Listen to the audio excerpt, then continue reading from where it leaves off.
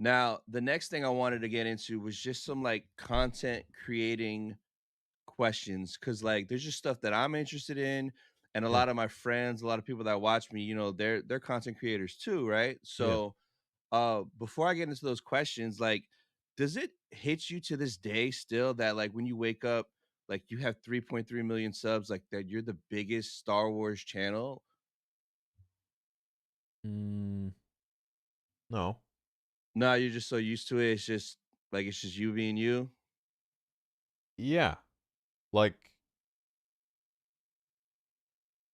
the only glimpse of that I ever get is when I interact with other people who don't know me and either like me or don't like me. Mm-hmm. So I can see how, they a lot of people don't see, and I was just talking about this on my stream. Like a lot of people don't see like, okay, for me in my head, it's like I'm still at 0 subs where I Yeah. created, my first video and that's it. I don't know, it doesn't register for me that there's any I don't know, I'm just making videos that I think are Yeah. cool. Yeah. Um but I could see to other people being like, "Oh, he's kind of this like corporate entity now where he's like this and that and the other thing." And it's like they're putting my accolades to who I am instead of just me as a person or me as a Star Wars fan Yeah. or whatever. And um yeah, but no, man, I'm just me.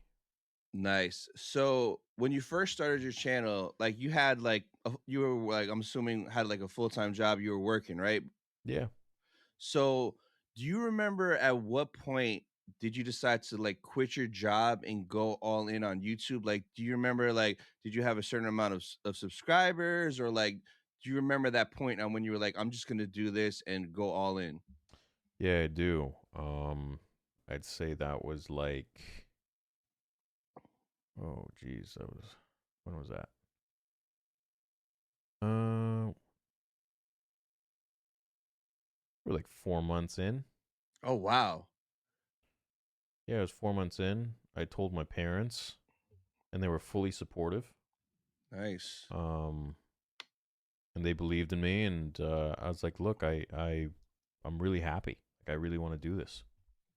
And if it, if I can't um sustain a living from doing this, then I Yeah. can always go and get a job or do whatever I was doing. But I don't know. I believe in this. I just have a feeling about it, and I never intended for it to be a job or a career. I literally was just making a video, like off Yeah. my phone for fun, and then I just made a few more because it reminded me of why freaking talking about Star Wars and like Yeah. and and then and then there were comments of like other Star Wars fans, like not even just being like, hey, how's it going? They were like full on debating like things I was talking about in Star Wars, talking about like Yoda or talking Yeah. about, the characters or whatever the topic of the video was. And I was just like, this is so cool. Yeah. Because, nobody in real life really. So, back then, like, it wasn't cool to be a Star Wars fan, Yep. like when we were young and stuff. Yeah. And then as things change, it's now trendy and cool. Or it's more mainstream, I suppose you could Yeah. say. Yeah. Yeah. Right? But back then it was like you know the movie was it Fanboys? Yeah. Yeah. Yeah, bro. That's like, to the audience watching, that's essentially what Star Wars fans were perceived as. Yep. Nerdy dudes that worked in a comic shop that like were just all about that, man. Like that was it. Um so yeah.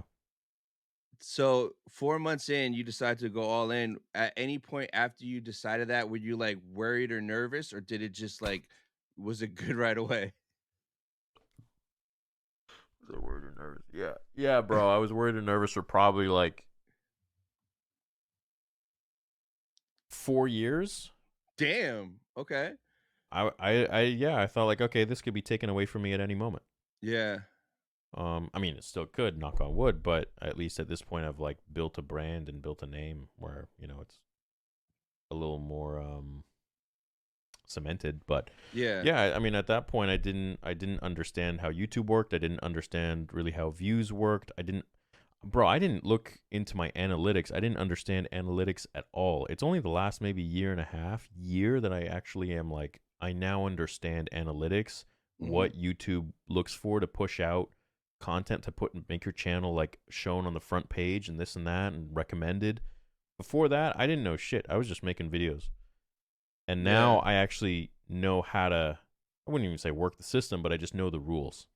I know Yeah. what works now. And so, um, yeah, you just see it, the trajectory just goes up Nice. because now you're playing their game. So I know you have like a million channels now, but when did you decide to make like your first second channel? Like what prompted you to make that decision? And was it what was the first second channel? Theories Arcade, Oh, okay. my gaming Wh- channel. I love gaming. Yeah. I love gaming. And I always, always, always admired gamers and streamers. And I thought that was just so fun and cool to have a community where you can like play video games and people watch you. Like, bro, like, oh my god, that's so cool. And so, um, there's a guy I've met a few times. He lives in my city. Typical gamer. I think he's got like, I mean, at the time he had like below, I think 5 million subs or something. Like now he's got like 15 million or something. Um, One of the biggest streamers on YouTube for games, Andre, nice guy, and I would just always watch his videos. I was watch his streams. I remember when he would do his like GTA streams and his Friday the 13th streams. Man, I would just be like, have my regular job, and I'd like come home and I'd watch his stuff, or I'd watch other YouTubers, and yeah. So that was my second channel I made, my gaming channel. Yeah. Nice. And why'd you decide to make it like separate from your main channel? It's just so I could. You know what? I don't really know. I think I asked my audience. I'm like, hey guys, should I like play Star Wars games here or should I do it on a separate channel? Hmm. And so yeah, I just did it on a separate channel and then yeah, started playing games there. Nice, nice. So, a couple weeks ago, we were talking in messages, and like you mentioned that you haven't edited a video in 4 years. So, 4 years ago, you like hired an editor for the first time. So, like your first 4 years, you were editing your own videos. Yeah. So, what made you hire an editor? And after you did that, did it give you like a unlock for your channel with like you having more time or you getting more content out? Like, what were the benefits from that? Well, I didn't do it for the first 4 years because I didn't trust anyone. And still to this day, I would say that I edit my videos better than anyone else in the world because obviously my vision for when I write scripts, I know exactly how I would edit it as I'm writing it and like what I would do in those moments. And so, that's why the first 4 years of the channel, I think, were really when it was all edited by me, it just have like a bit of a different feel. Hmm.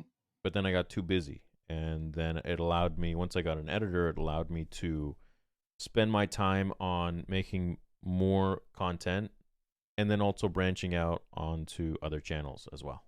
Yeah. Now, one thing I've always been curious, when the editor finishes your video, does he send it to you and then you upload it to YouTube and you fill everything in and post it, or do they do it?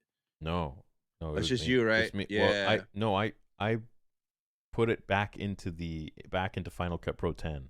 Hmm. I add all the music and I check through it. I Oh, make sure everything is good. Sometimes there's mistakes. Sometimes there's things I don't like.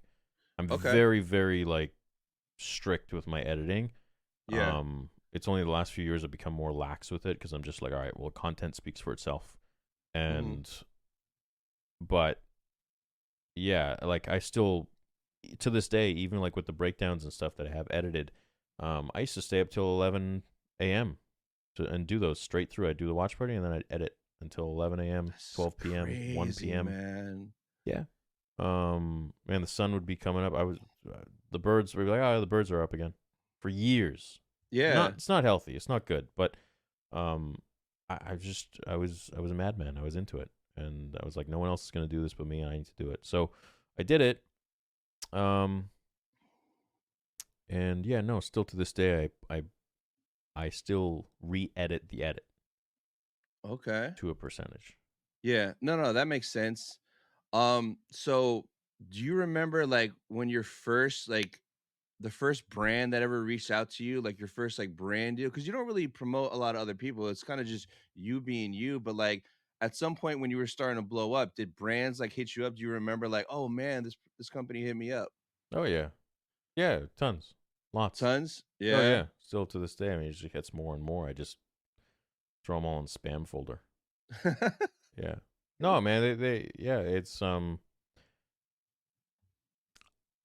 it'd be great, you know. I don't want my content to turn into that, to have like an ad of some product that I don't actually believe in or don't Yeah. use. Um, they're quite lucrative deals, but I don't know, man. Yeah. I could do without it. It's fine, you know. I don't need to. It'd be awesome, but I just don't want to turn into that. So the ones that I did actually do were, you know, Amazon, Lego. There were any of the ones I've done I've actually used or believed in. Gotcha. That makes sense. Yeah, Yeah. yeah, Nice. yeah. What advice would you have for any new and upcoming content creator on YouTube?